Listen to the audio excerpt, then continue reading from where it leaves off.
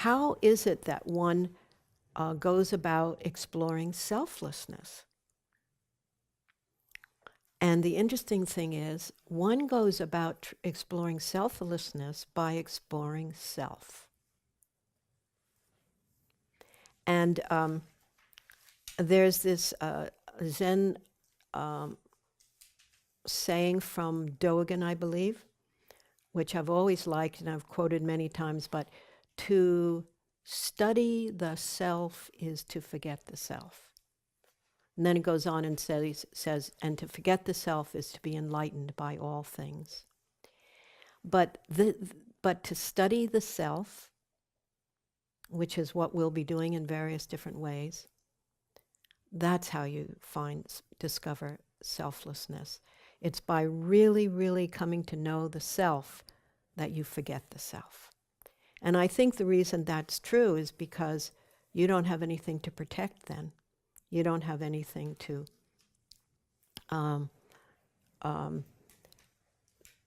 you don't have any reason to have emotional reactivity about someone saying something to you, looking at you a certain way, doing something, because you've already explored yourself so thoroughly, and you know what gets you going.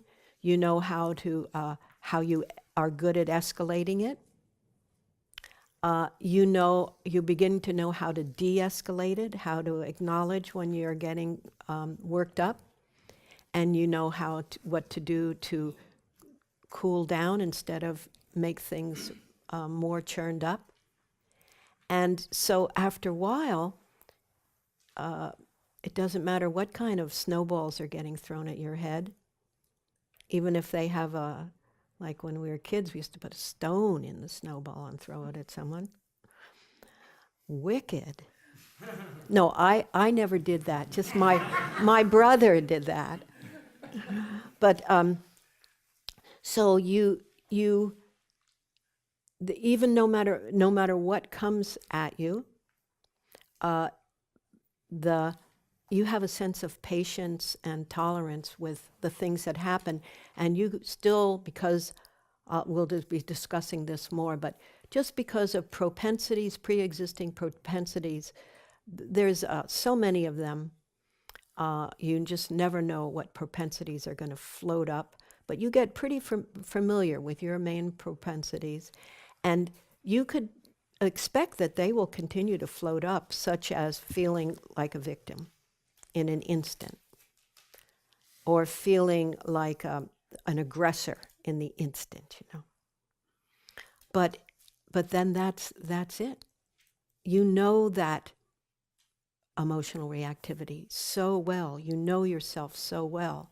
You know that, it happens fast, so that maybe I didn't see it coming, but then it's such familiar territory. Your nervous system has gotten used to holding that kind of discomfort. And therefore, as you know the self more, which has the feeling not only of knowing like